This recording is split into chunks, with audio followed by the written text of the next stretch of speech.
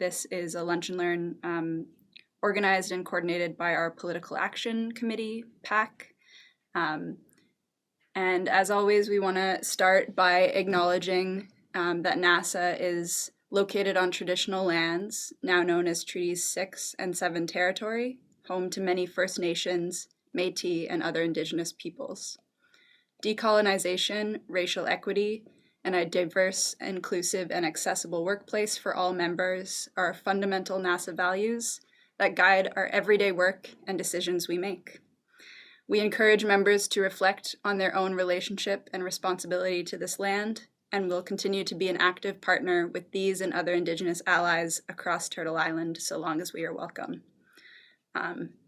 And actually, before folks came on this call, Erin was telling me that she actually uploaded this map to the Wikipedia article. So maybe, Erin, if you want to just talk a little bit about that before you begin, would love to hear about that. Yeah, when I was a grad student here, I was the Wikipedian in residence at the University of Alberta Library. And it wasn't actually that map. It was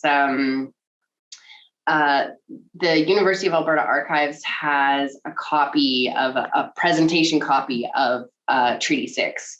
So it's like the original, but it looks like the original, but it's a copy. So it's got, all of the old handwriting and all of the original signatures and stuff. So you can see that on the Wikipedia article for the numbered treaties. I think 6, 7, and 8 are in the University of Alberta Archives and up on Wikipedia. So yeah, something from my past. Amazing. So some University of Alberta trivia maybe. So yeah, without further ado, I'll let Erin take it over. Erin is the Campus Food Bank Executive Director and is going to be talking to us today about food security on campus. So thanks so much for joining us, and I'll let you get started. Great, thanks, Cole. And I'm just going to figure out how to share the proper thing. I think that's good. That's the annual general meeting. Oh, gee, that's the wrong one.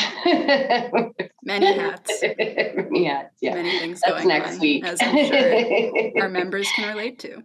Yes. Okay, here we go. Now we're on track. So thanks everyone for coming. My name's Erin. I use she, her pronouns, and I started at the food bank just six-ish months ago. I started on Valentine's Day in February. This is actually one of the first presentations I've given to a campus group in this role. And I'm really happy that it's NASA and that we'll be able to, I'm hoping to be able to have a good chat at the end about how you've observed some of the things that I'm going to be talking about in your roles. So Cole asked me to talk a little bit about food security at the U of A. And what I'm going to do is start by talking about some key terms, some of the terms that we talk about a lot in our work here. Then I'm going to share some updates on how we're doing here at the U of A. We just concluded a pretty detailed client survey, and so I can now tell you a lot more about who is affected and why. And then I'll share a little bit about some of the changes that we're hoping to make, and I have some questions for you, and I hope by then you'll have some questions for me. Okay. So I was really pleased that we were able to get a client survey developed over the summer with a really wonderful master's student in public health who's a volunteer with us. And she helped us to put together a survey that asked a lot of demographic questions, but also gave our clients the opportunity to give a little statement that we told them at the time would be shared publicly. And so this is one of the ones that I thought was really fantastic. And And it really goes to show that our students know exactly what's up, and they know why they're struggling. But one thing that I'm finding in this role is that there are really not that many policy levers that we can easily hit. Sorry, is everything okay, Cole? Or yeah, okay. That we can easily adjust to make quick change. And so something that we're working on over this semester and ongoing is consulting with clients about what policy changes we could be advocating for that would actually have material benefit for them. So some of the key terms in this area that we use often and that I think get mixed up quite a bit or swapped out for one another are food security, food justice, and food sovereignty. I think, how many of us here are 10? Let's see if there's a brave person who might want to speak up and give a guess, or if you know some of the differences between these terms. So food security, food justice, and food sovereignty are often applied to these sorts of conversations, but they do mean different things.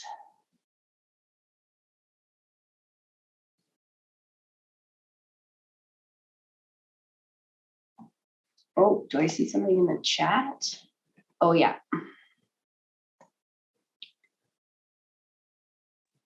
I'd take a stab that food security is more related to just your ability to get the food that you need. Yeah, exactly. And at this stage in time, we don't even have food security. And so, if we want to get to food sovereignty down the road, being in a state of food justice or food security has to come first. So you're right, Jillian. There we go. Food security means that everyone has access to food. Yeah, great, Kirk, thank you. So everyone has access to food, but you're incredibly divorced from where that food is created, where it's grown, where it's produced, where it's maybe packaged. All of that happens far away from you. And, if you open up a can of beans, for example, you probably, even the company that made it probably couldn't pinpoint exactly which farm that bean came from, right? Because there's such massive global production and distribution systems that a lot of our mega corporations that do so much food distribution are accessing international global food systems, and we as end food consumers have very little idea where some of the food that we're eating comes from. And it's within an existing neoliberal system. So the reforms that happen are happening while letting the neoliberalism continue. They're not reforms to the actual system of operating. So with food justice, we have much more of a connection to local food systems. And there's consideration of things like land and food access and ownership that consider reconciliation. And sorry, I can't mute my phone for some reason. There are grassroots organizing. There's grassroots organizing happening to make sure that there are investments at the community level for food production and distribution. And then, just like Kirk said, the food sovereignty is complete self-reliance. And so food systems are regionally based. This is sort of going back to peasant days. Some folks use that to describe this. Food systems are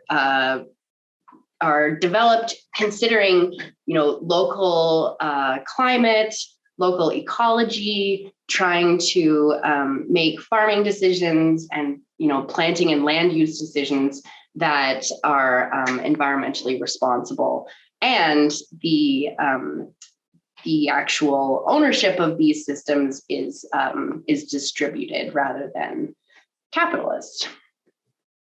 So we're not even at food security, but part of our role at the food bank is to advocate for changing the system that we have that makes it the reality that our students are going hungry. And so it's important to think about sort of down the road, where do we want to get to? And there's a lot of fantastic work and research happening about food sovereignty in the North, especially because it's a little different when you have snow half the year. So the situation at the U of A is pretty grim. You may have seen some of our news coverage over the last few weeks, but I'll give you a bit of an update on the numbers that we're seeing and introduce you to our services and our programming as well. Okay, 12, 13, that's good. So the University of Alberta Students' Union, I didn't know this, but they have a fantastic research office that does a lot of short research papers that are tied to what's happening at the time. They're very nimble, and so they've done, and they also do an annual report. And so the most recent annual report showed that about 13% of students are skipping meals once a week. And that's qualified as severely food insecure. And then people who are, making decisions about spending less on groceries, for example, are moderately food insecure. There's sort of a checklist. If you're interested, there's a checklist at that link that you can see how they determine moderately versus severely. But you can see that students are much more likely to experience food insecurity than sort of the average. And you may have seen reporting last week that Alberta is actually worse than the national average. And so we're sort of the worst of the worst at this point as far as food insecurity. But yeah, just to note, this is undergrad student research. The Graduate Student Association doesn't have similar research, but we do know that more of our clients are graduate students. So the food bank itself is a registered charity. It's one of the few food banks on a campus in Canada that isn't run by administration or students' unions. So we were registered as a charity in 1991, and I work with a board of directors.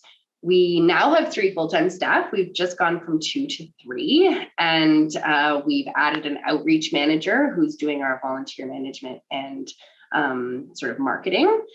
And the 3 of us could not do it alone. So we have, well over 100 student and alumni volunteers who help us with all of our programs. Most of those are helping us with our hamper program. So to access the hamper program, we're in the student union building, and we have 4 hours that we're open each weekday, and we put those open hours at various times so that students have different options that work with their schedule. Our funding comes from student levy that the undergrads pay, an annual grant from the Grad Student Association, and then we apply for a number of different government and private grants and do individual fundraising. And we often get questions about, are we only a student food bank? And that's not the case. We do serve staff, alumni, and faculty. And those are, 2 to 3% of our client base. 3 to 4, actually, I think. I'll show you. So here's our staff. Bukola is our outreach manager. Maddie is our programs manager who's on leave right now. She's finishing her master's in social work. And Caitlin was our summer student and has joined us as our programs manager while Maddie is away. And this is a group shot from our summer volunteer picnic. You can see we had some kids join us. It was really a fun time, although looking outside today, it really feels like ages ago now. So I'll tell you a bit about our programs. Our main program is the food hamper program, although as of Monday, we're switching from hampers to a grocery model. I can talk a bit about that later. But that's our sort of marquee program. But over the years, we've realized as a student food bank that there are lots of ways to improve student food insecurity besides just offering hampers. And so the Campus Kitchens is one of our oldest programs, and that's a weekly on Thursday evenings. We offer a cooking workshop. It's not a full-on, everyone has their own station cooking class, but everybody does participate. And that happens every Thursday in Nipsey House. And it's been pretty quiet for the last few years, but we've been selling out every week this year. And then the grocery bus was added a few years ago, and that's a yellow school bus that comes to campus on Saturday mornings and takes students down to down Calgary Trail to the Superstore, the big TNT the big TNT Superstore, and then the Halal Meat Center and Spice Center. And that's about a 3-hour round trip. And we're going to be adding that service to Campus Saint Jean this year. And then the breakfast program was introduced last year through some donor support. And we offer free breakfast, which is really intended for students to be able to take to class with them on Wednesday mornings in sub. So it's apples, oranges, bananas, packaged granola bars, things that won't be messy in transit. And we are also launching that. That's been launched at Campus Saint Jean as well this fall. And in our North Campus breakfast program in sub, we've had to double our order this year because we've been running out every Wednesday. And then the newest, and then we are a depot for the weekend food basket. And this is a program that anybody can participate in. We're just a depot for this program, and you pay I think it's a $5 annual fee, and then you can access a bulk purchasing program to get cheaper vegetables and meat once a month. And so, yeah, if you're interested in participating in a program like that, you are all more than welcome to. And that's a pickup once a month at our offices. And then the newest program is our snack stations. And we're working with community service learning students to identify areas around campus that are in high student traffic areas near major lecture halls or libraries. And we'll be setting those up at the end of semester and launching them in January. And there'll be stations where we have lots of snacks stocked and people can help themselves. And that's something that quite a number of campuses across the country have implemented in the last few years. So that is our programming. I can pause for questions, or I don't see any in the chat. So if there are any, please feel free. But maybe I'll just keep trucking. Okay. So, so I have some photos here. These are our lovely volunteers who show up at 7:30 on Wednesdays to get our breakfast program set up. And they give out this food basically until it's gone, which is usually well before our end time. And then this is Nipsey House on the right, which is where our Campus Kitchens workshops happen. So they all make the meal and then they sit down and eat it together. We have a lot of international students who participate, and come every week, and it's seemed to be a nice way for people to meet friends. But yes, this is our current situation. So we've got I think some people in data call this a hockey stick graph, which is very concerning. So we had never really, in March of 2022, we did a lot of hampers. We thought that was, really, really concerning. And then come September, we've increased our output by 30%, and it didn't get better in October. So in October, we gave out 693 hampers to about 1,200 students. And you can see we've just simply never had that kind of demand before. So it worked out really well that we had this demographic survey going out, and also asked some more questions that I'll show you in a second here. But we now can say we know a lot more about our clients.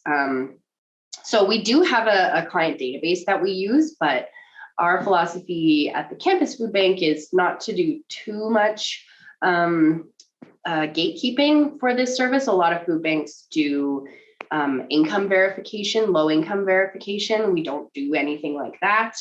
All you have to do is show your one card. And so some of our demographic information, we have some blanks on in the database. And so this was really great to have this client survey go out. And we had about 400 of about 1,000 clients fill it out. So, and this tracks with all of our demographic reporting over the past few years. So our major component of clients is international graduate students. And we have a lot of international graduate students with families. So yeah, I won't bore you by reading it all out, but I can also send this to Cole to circulate so they can circulate it to you. So why are they coming to us? Well, in the survey, we asked, I think there were 10 or 12 options in this list of why do you use or continue to use the food bank. And far and away, these were the top 3. And I don't think this will come as a surprise to anybody. But one of the most concerning results from my perspective is, we call our hamper program a supplementary grocery program. We're not intending for the food that we give out to meet, clients can come every 2 weeks.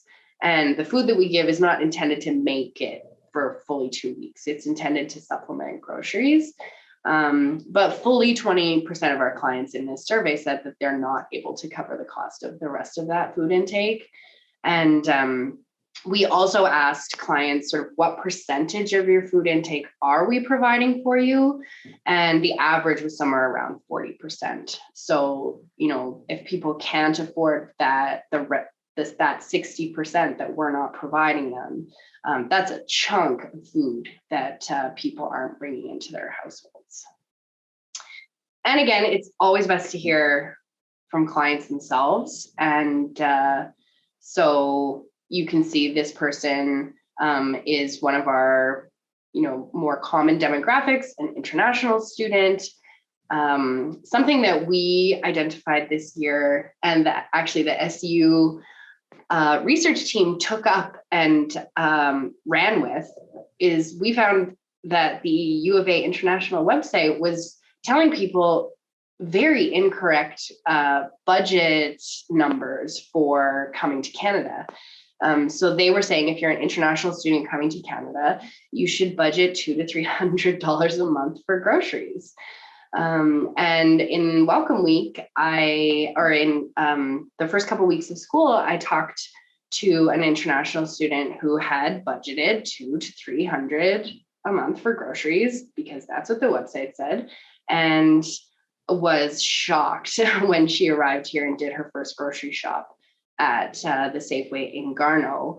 One of the reasons we run the grocery bus program is because we work with CSL students every couple of years to update our pricing and just sort of redo an assessment of where the best prices in the city are, and make sure that where we're purchasing our food is the most affordable. And consistently, that Safeway in Garneau is the most expensive grocery store in the city. And so for students who are arriving here with no sort of local context, they can end up spending a lot of money in the first couple of weeks of school before they meet someone who tells them about No Frills or our grocery bus or this sort of thing. So what comes next? It has been a really interesting 6 months learning this job and getting to know the situation at the U of A, and seeing what resources we have available to us. So because we've been getting so much media attention, the university has come around to offering some more resources, which we're trying to leverage well. But these are sort of the top things that we're working on. So I've mentioned already that we're switching to a grocery model. And there's actually, if you're interested, our website, campusfoodbank.com, has a blog section, and thanks, Cole. And you can learn a bit more about this sort of grocery versus hamper model. But essentially, the hampers were created or were pulled together by volunteers. And then when clients come to the campus food bank to pick it up, they then have the option to choose which perishable items they would like based on a new daily perishable item list of what's in stock. But now, instead of just being in the lobby, we'll be welcoming clients into our space. We did a little demolition. If anyone's been in here before, there's one less room, and now we have a bigger room, and we've converted that into a grocery store with shelving and see-through fridge and freezers and this sort of thing. So starting Monday, clients will come, and instead of picking up a hamper, they'll be shopping for themselves. Then I've already talked about the snack stations, but part of that, the impetus for that was acknowledging that we're sort of tucked away at the back of the student union building. People might not know about us. And some students we hear don't come to us because they don't think they're the most in need, or there's stigma related to using us. And so if we can have food right that they can almost trip over when they're on their way to class, then we're reaching more students, and it's an opportunity to promote our services. I've